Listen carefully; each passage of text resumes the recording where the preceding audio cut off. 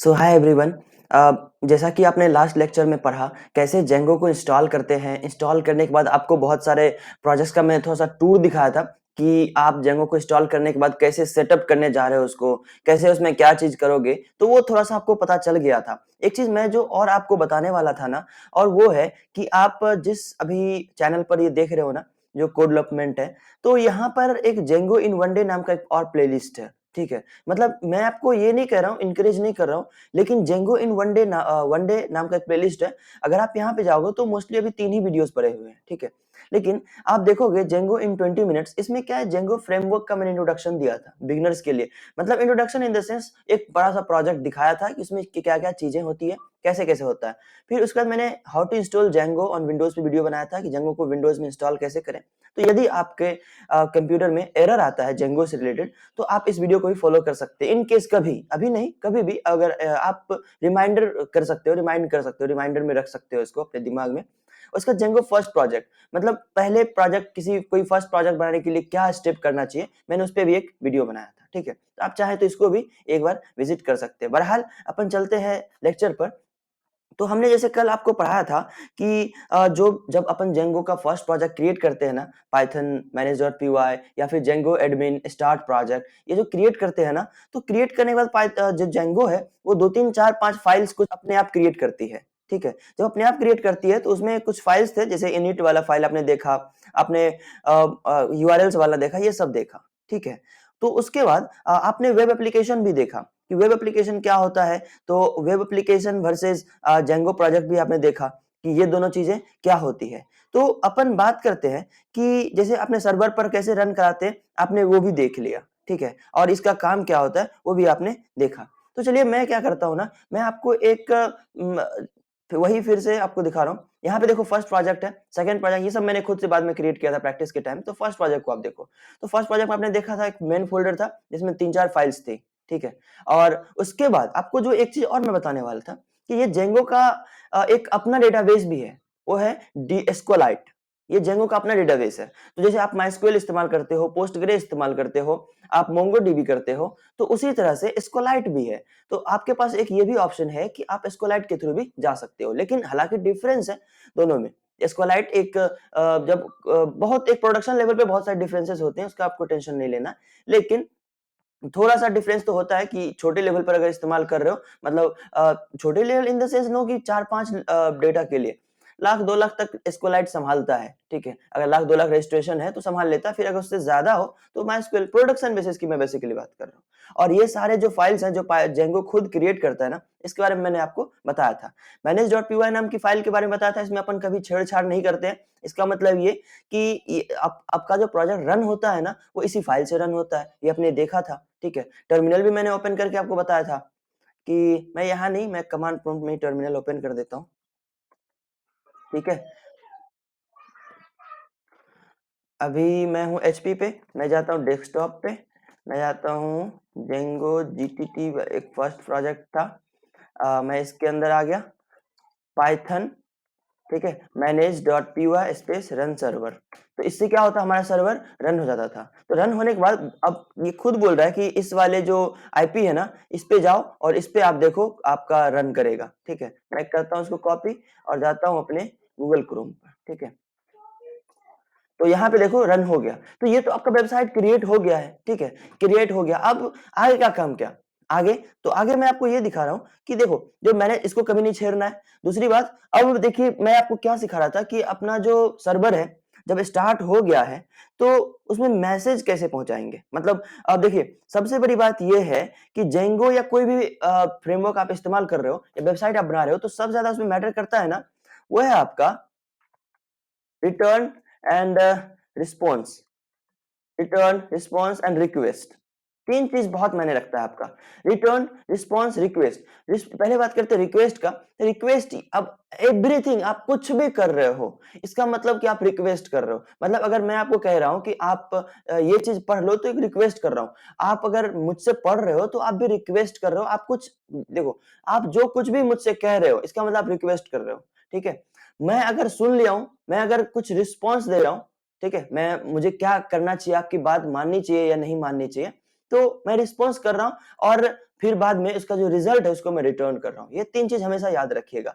जैसे अगर मैं आपसे बोलूँ कि आपको जो मैंने अभी वीडियो दिखाया था, जो प्लेलिस्ट पे एक ये वाला वीडियो दिखाया था ना, कि मैं आपसे रिक्वेस्ट कर रहा हूँ कि अगर इन फ्यूचर कभी प्रॉब्लम हो जेंगो में इंस्टॉलेशन में या कोई तरह का प्रॉब्लम हो, तो आप इसको फॉलो कर लेना। मैं आपसे रिक्वेस्ट कर रहा हूँ। लेकिन जब मैं आपसे रिक्वेस्ट कर रहा हूँ और आप है ना, आप इसको रिस्पॉन्स एज़ अ रिस्पॉन्स कैसा ले रहे हैं ये आप पे डिपेंड करता है। आपको कहीं ये ना लगे कि ये क्या कर रहे हैं, क्या बोल रहे हैं, मतलब सही है या भी नहीं, तो ये आपका रिस्पॉन्स है। और इन रिटर्न अगर आपने देख लिया तो सही बात है, ट्रू, और नहीं देखा तो फॉल्स। और आपको ज़रूरत पड़ी तो कैसे देखा, क्या देखा, नहीं देखा, कितना तक देखा, वो जो कुछ भी आपने देखा मतलब आपने जो फॉलो किया दैट इज़ रिटर्न, ठीक है? वो रिटर्न है। ये 3 चीज़ आप हमेशा याद रखिएगा।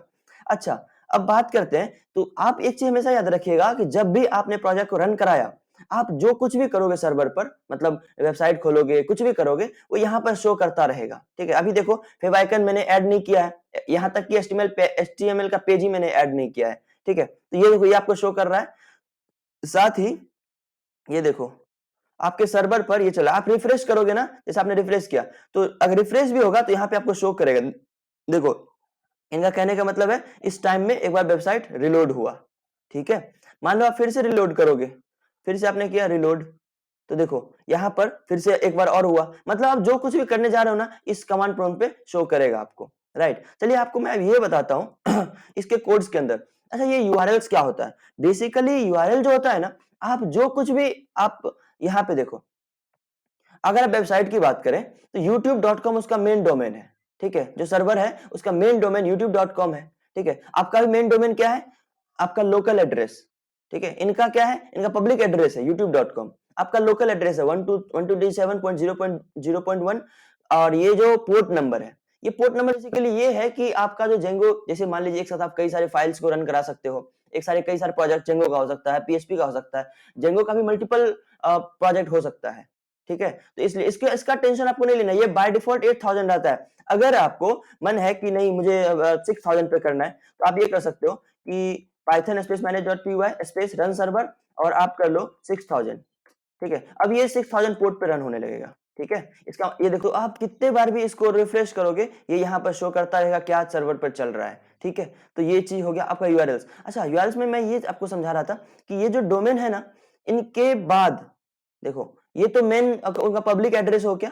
इसके बाद जो कुछ भी आना है, जो कुछ भी आना है इन द सेंस कि मान लीजिए आपको मैं यही यूट्यूब की वेबसाइट अगर मैं आपको आईपी एड्रेस में इसमें इनकॉग्निटो मोड में ओपन करके बताऊं, तो देखो यूआरएल क्या होता है आपको पता चल जाएगा। यूआरएल बेसिकली देखो youtube.com है ना, ये होम पेज है, ठीक है? ये होम पेज है। तो देखो, अब इसके साथ-साथ मैं मान लीजिए एक्सप्लोर पे अगर क्लिक करता हूं, ठीक है? तो देखो feed/explore, आपने अलग-अलग पेज बनाया है ना एचटीएमएल वाले स्टैटिक वेबसाइट में, तो आप लिखते हो home.html, आप लिखते हो contact.html, about.html, तो ये देखो डायनामिक वेबसाइट में .html नहीं होता, उसका नाम होता है यूआरएल का। तो देखो उसने कुछ सेट कर रखा होगा ना कि जब youtube.com तो हमेशा रहेगा, लेकिन अगर स्लैश के साथ फीड डाले या एक्सप्लोर डाले, तो इसका मतलब एक्सप्लोर वाली वेबसाइट, ये एक्सप्लोर वाला पेज खुलना चाहिए, ठीक है? अगर कोई शॉर्ट्स पे क्लिक करे, तो देखो यहाँ पर यूआरएल शॉर्ट्स पे क्लिक हो रहा है, ठीक है? ये शॉर्ट्स पे क्लिक हो रहा है ना, तो मतलब youtube.com तो रहेगा ही, साथ साथ शॉर्ट्स आएगा। तो ये शॉर्ट्स क्या है? ये यूआरएल है, ठीक है? सब्सक्रिप्शन देखो, तो यहाँ पे देखो क्या आ रहा है, सब्सक्रिप्शन स्लैश, मतलब ये यूआरएल है। तो आप चाहते हो सब्सक्रिप्शन वाले पेज में क्या हो, लाइब्रेरी पे क्लिक करो तो feed/library, हिस्ट्री पे क्लिक करो तो feed/history, ठीक है? अगर आप म्यूजिक पे क्लिक करो तो चैनल/ ये वो, ठीक है? तो आपने रिलेट कर पाया ये क्या होता है, वही होता है। तो ये चीज आप कैसे सेट करोगे? ये ऐसे सेट करोगे, जैसे यहाँ पे पाथ है ना, पाथ तो बाय डिफॉल्ट ये एडमिन का दे के रखता है आपको जेंगो। जब आप प्रोजेक्ट स्टार्ट करते हो ना, तो बाय डिफॉल्ट ये एडमिन का दे करके रखता है कि आप एडमिन, मतलब जब आप प्रोजेक्ट बना रहे हो ना, तो अब आपके डेटाबेस में कौन कौन सा यूजर नेम है, पासवर्ड है, क्या क्या है, जो भी टेबल्स हैं आपके पास। जैसे आपको याद है, अगर आप पीएचपी पढ़े होंगे कभी, तो आपका जो पीएचपी माय एडमिन होता था, जहाँ पे आपके डेटाबेस का वो टेबल होता था, तो जब आगे पढ़ेंगे, जब डेटाबेस आप बना लोगे ना, तो उस टेबल को देखने के लिए, मतलब मान लीजिए अगर आपने रजिस्ट्रेशन का कोई वेबसाइट बनाया, तो रजिस्ट्रेशन का जो डेटाबेस है वो आप कहाँ चेक करोगे? तो आप एडमिन के थ्रू, एक पेज है एडमिन, आप वो चेक कर पाओगे, ठीक है? अच्छा, ये देखो पाथ है, यूआरएल पैटर्न्स, ये आपको लिखना पड़ेगा। बेसिकली देखो क्या पाइथन में ही लिखते हैं तो ये सब चीज पे ध्यान नहीं देना आपको, ये सब बाय डिफॉल्ट आपको समझाने के लिए वो लिख के रखता है, ठीक है। तो देखो अब ये क्या है, Django.contrib, अब ये एक फुल लाइब्रेरी है, मॉड्यूल है, ठीक है। इससे हमें इंपोर्ट करना है क्या, एडमिन। आपको पता है ये सब चीज आपने पढ़ा है कैसे अपन इंपोर्ट करते हैं, तो एडमिन इंपोर्ट करना होता है क्योंकि अब ये एक लाइब्रेरी है जिसमें एडमिन का सारा टूल्स होता है। अच्छा, Django.urls, urls नाम का एक मॉड्यूल है जिसमें पाथ अपन इंपोर्ट करते हैं, ये Django खुद इंपोर्ट करके रखता है, आपको बस यूज करना है। कैसे यूज करना है, एक लिस्ट फॉर्मेट में, जो यूआरएल पैटर्न्स नाम का आपको एक लिस्ट बनाना है, वो पहले से बना के रखता है। पहले दिया उन्होंने पाथ और पहला उन्होंने खुद सेट करके रखा एडमिन। अच्छा, इसको कैसे रन कराएंगे, एडमिन आपका बना हुआ है ना, आप क्या करोगे, आप यहाँ पे जाओगे, यहाँ पर स्लैश एडमिन, ठीक है, ये खुद उन्होंने बना के रखा है। अब देखो, देखो ये खुल गया ना, ये खुल गया आपका। तो मतलब ये कि Django एडमिनिस्ट्रेटर ने अपना एडमिन वाला खुद बना के रखा है पैनल, आपको बनाने की जरूरत नहीं है। और यहाँ पे जब आप लॉगिन करोगे तो आप चले जाओ, आप लॉगिन कैसे करोगे, जब आप प्रोजेक्ट बनाओगे तो लॉगिन करोगे ना। तो जैसे youtube.com का ये youtube.com डोमेन था ना, उस तरह से आपका भी लोकल सर्वर का ये एड्रेस है। उसके बाद आप क्या सेट करना चाहते हो, एडमिन उन्होंने खुद सेट करके रखा है, ठीक है। तो आईडी पासवर्ड आप जनरेट करोगे, मैं आपको बताऊंगा कैसे पासवर्ड जनरेट करते हैं, ये बाद का बात जब अपन डेटाबेस पढ़ लेंगे, ठीक है।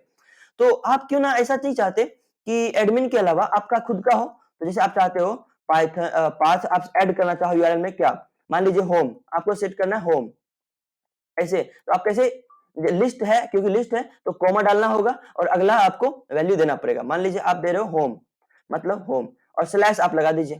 होम का मतलब ये होगा कि आप डिफाइन कर रहे हो कि जब आपके यूआरएल में जो भी आपका यूआरएल है उसमें अगर कोई स्लैश होम देता है, स्लैश होम लिखता है, तो आपको कहाँ रिडायरेक्ट करना है, ठीक है, आपको कहाँ रिडायरेक्ट करना है। जैसे ये देखो, अगर इसका मतलब हुआ पाथ, पाथ अपन डाल रहे यूआरएल मतलब बेसिकली पाथ, कि आपका वेबसाइट कैसे काम करेगा। तो अगर कोई एडमिन लिखता है तो उसको कहाँ भेज रहे थे अपन, admin.site.urls, मतलब एडमिन के वेबसाइट पर, एडमिन पेज पर, ठीक है। अब जिनको खुद बना के देता है आपको, इसलिए जब आपको मान लीजिए आपको वेबसाइट पे पहला बटन रखना है होम का, तो होम क्या करोगे, होम, ऐसा ये बैकएंड का पार्ट है, ये फ्रंट एंड नहीं है, होम।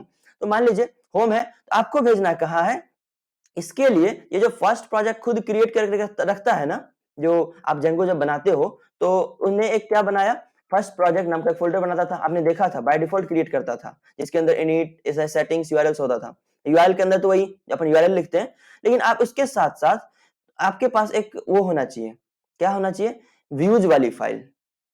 आपको मैं उस दिन बताया था कि यूआरएल्स के साथ साथ, यूआरएल्स.py के साथ साथ आपके पास एक फाइल होनी चाहिए views.py, मतलब यूआरएल नाम की फाइल है, पाइप एक्सटेंशन है ना क्योंकि पाइथन की फाइल है, उसी प्रकार व्यूज नाम की फाइल होनी चाहिए पाइथन की, ठीक है, व्यूज फाइल। अब ये काम क्या करता है, जब भी जैसे आप ये देखो, जब आपने एडमिन क्लिक किया था, ये कहाँ भेज रहा है, एडमिन के साइट पर, ठीक है। तो अभी आपने बनाया नहीं रखा, पर आप ये समझ पा रहे हो कि जब कोई बंदा एडमिन क्लिक कर रहा है तो admin.site.urls पे भेज रहा है। उसी तरह से जब कोई बंदा होम क्लिक लिखेगा, यूआरएल्स में लिखेगा होम, तो होम लिखने के बाद कहाँ जाएगा वो आपको डिफाइन करना है। तो यहाँ पे आपको उसका पाथ डालना है, भैया कहाँ जाना चाहिए, अगर कोई लिखे होम है तो होम कहाँ जाना चाहिए, कोई लिखे कॉन्टैक्ट है तो कहाँ जाना चाहिए।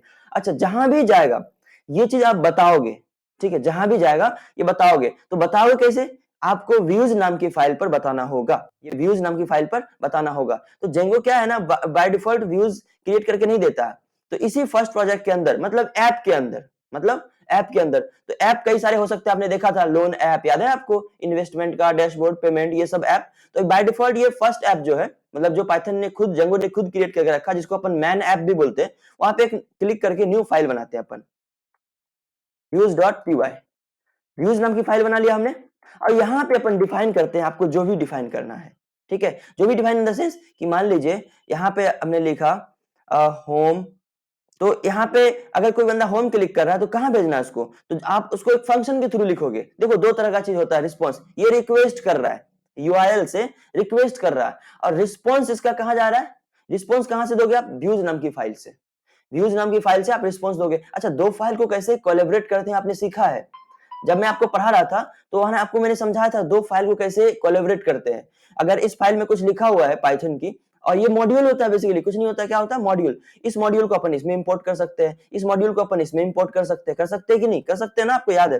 तो ये पाथ ऐसे रिएक्ट करते हैं, जैसे कोई होम क्लिक कर रहा है, तो यहाँ पे अपन लिखते हैं व्यूज डॉट, अब वहां पे होम नाम का एक फंक्शन होना चाहिए, views dot home, views dot home. तो होम का देखो, ये इसका मतलब ये हुआ कि जैसे कोई होम क्लिक करा ना, तो आप उसको कहाँ रिडायरेक्ट करना चाहते हो।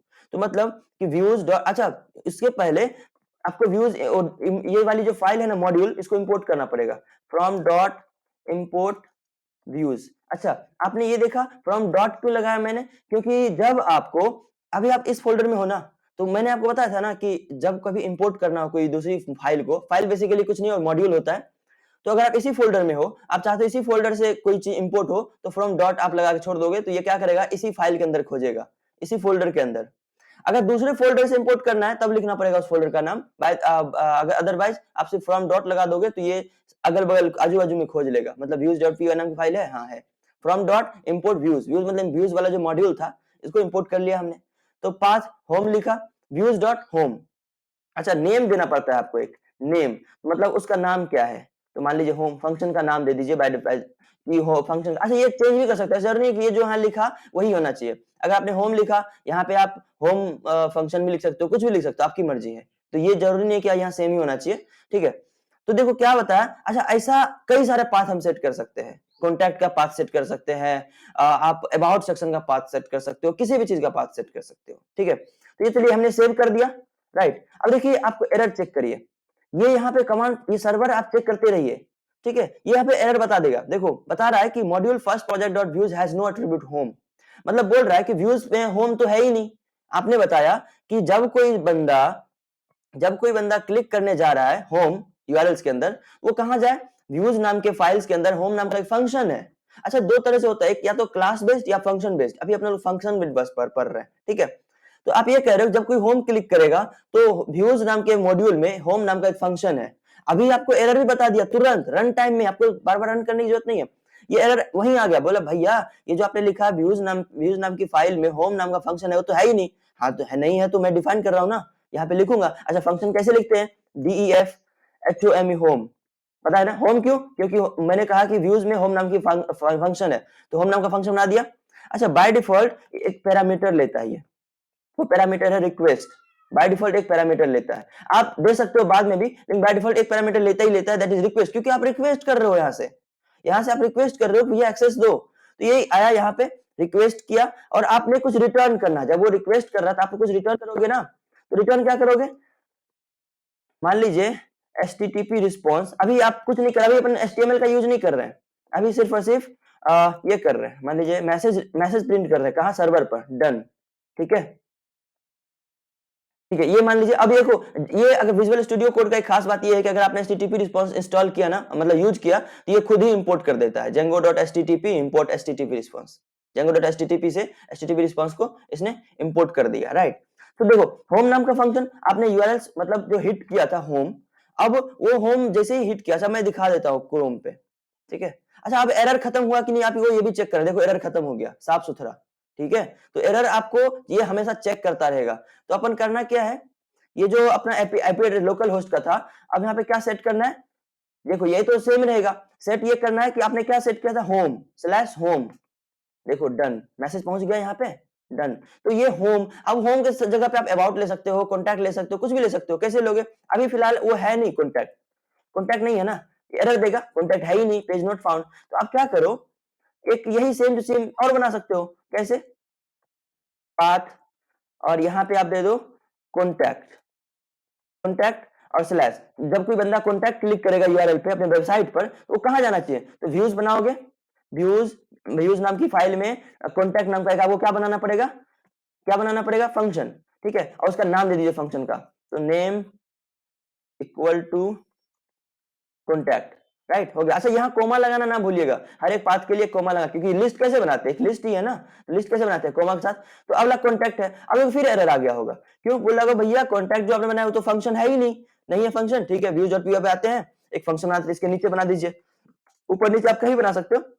कॉन्टैक्ट नाम का फंक्शन बनाया, और एक पैरामीटर जो हमें बाय डिफॉल्ट लेता है दैट इज रिक्वेस्ट, ठीक है। और फंक्शन कैसे बनाते हैं वो पता ही है, रिटर्न। वो वहां से रिक्वेस्ट कर रहा है, अपन कुछ ना कुछ रिटर्न कर रहे हैं, तो अभी मैसेज रिटर्न कर रहे हैं, HTML अभी यूज नहीं कर रहे हैं। अच्छा, यहाँ पे मान लीजिए कॉन्टैक्ट डन, ठीक है। ये लिखा है मैसेज अपन सिर्फ सर्वर पर भेज रहे हैं, ठीक है, सर्वर मतलब वेबसाइट पर। देखिए अब बंदा कोई कॉन्टैक्ट क्लिक करेगा, इसको रिफ्रेश करिए, देखिए कॉन्टैक्ट डन, अब कोई कॉन्टैक्ट क्लिक कर रहा है यहाँ पे, कॉन्टैक्ट डन। अगर मान लीजिए यहाँ पे होम क्लिक कर रहा है तो डन, मतलब जो भी मैसेज आपने देखा वो अब यहाँ पे आपने जो भी भेजा। अच्छा, बस यही है और कुछ नहीं है वेबसाइट में। बस ये जो आपने डन मैसेज भेजा ना, अगर इसके जगह पे आप चाहो तो एचटीएमएल का पेज भेज दो, जो आप एचटीएमएल वाले फोल्डर में रखोगे। मैं आपको आगे के लेक्चर में बताऊंगा कैसे रखोगे। तो भाई सीएसएस वाली है, एचटीएमएल वाली है, जावास्क्रिप्ट वाली है, तो आप उसको उसी वाले फोल्डर में रख दो, कोई दिक्कत नहीं है। अभी मैं सिर्फ मैसेज भेज रहा हूँ, बाद में अपन चाहे तो एचटीएमएल का पेज ऐड कर सकते हैं, सीएसएस का पेज ऐड कर सकते हैं। अच्छा, कैसे? क्योंकि ये तो सर्वर पर जा रहा है तो कुछ भी देंगे ये लोड लेगा। मान लो H1 टैग आपको याद है ना, H1 यहाँ पे लिखता हूँ hello home, hello home page मान लीजिए मैं कर रहा हूँ, और ऐसे करते हैं ना क्लोज। ये तो हमारे लिए सिर्फ और सिर्फ कोड है, लेकिन ये चीज जब सर्वर पर जाएगा ना HTML वाली पेज पर, तो क्या हो जाएगा, H1 के ये इस वाले को H1 में डाल देगा। ठीक है, मैं क्या करता हूँ, ये देखो हेलो होम पेज, समझ में आ रहा है? मतलब अब देखो, जब यहाँ पे HTML का कोड ये लोड ले रहा है, तो क्यों ना अपन HTML की फाइल ही सेट कर दे यहाँ पे, जो आपने बनाया है HTML की फाइल, और वो टेम्पलेट उसको, अब उसको क्या बोलते हैं, टेम्पलेट। ठीक है, उसको टेम्पलेट बोलते हैं। तो देखो ये आ गया, अब जितना चीज चाहे उतना लिख सकते हो, वैसे यहाँ पे आ रहा है। तो ये चीज जो आपने यहाँ पर लिखा था ना, यहाँ पे आप HTML की फाइल ही सेट कर सकते हो। तो ये सब चीज अपन आगे के लेक्चर में देखेंगे। फिलहाल आपको क्या करना है, जेंगो इंस्टॉल करने के बाद अगर आपको कुछ प्रॉब्लम आ रही है तो आप पिछले लेक्चर भी आप देख सकते हो, और उसके बाद आपने यूआरएल्स क्रिएट करना है। उससे पहले आप इंस्टॉल करने के बाद जैसे आपको फर्दर स्टेप बनाना, स्टेप बाय स्टेप ही आपको चलना है। तो होम, कॉन्टैक्ट, आपको दो तीन फंक्शन और क्रिएट करने हैं, दो तीन यूआरएल्स। मतलब ये कॉन्टैक्ट जब आप अबाउट सेक्शन बनाना, आप अबाउट सेक्शन के बाद आप एक क्या बनाना, कॉन्टैक्ट हो ही गया, एक अबाउट सेक्शन आप बनाओगे, एक बनाओगे आप अबाउट अस करके बना लो, एक बना लो मेन होम पेज का फंक्शन बनाना, एक बनाना जो भी चीजें होती है वेबसाइट के हेडर में, नेम बार के अंदर क्या क्या होती है उसका उसका फंक्शन बनाना। ठीक है, आपको जो मन हो वो बनाना। ठीक है, उसके बाद पुट कुछ भी बना लेना आपको। ये जैसे आप यहाँ पे कैसे बनाओगे, कोमा डालोगे और फिर से वही चीज लिख दोगे, यही सेम टू सेम कॉपी करके पेस्ट कर दोगे, और बस ये यूआरएल को चेंज कर दोगे। उस कहाँ हिट करेगा, ये व्यूज नाम के फोल्डर फाइल में, व्यूज यहाँ पे है, वहां पे नया फंक्शन बना दो। बस वहां पे आप जाओ और यहाँ पे करो, इसके जगह पे चेंज करो, जो भी करना है। आप इसका जितना चाहे मल्टीपल यूआरएल्स बना सकते हो, कई सारे बना सकते हो। तो ठीक है, आप यहाँ प्रैक्टिस करो, कोई एरर आया तो हमें बताओ। तो मिलते हैं अगले वीडियो में, तब तक के लिए have a good day, see you, bye bye.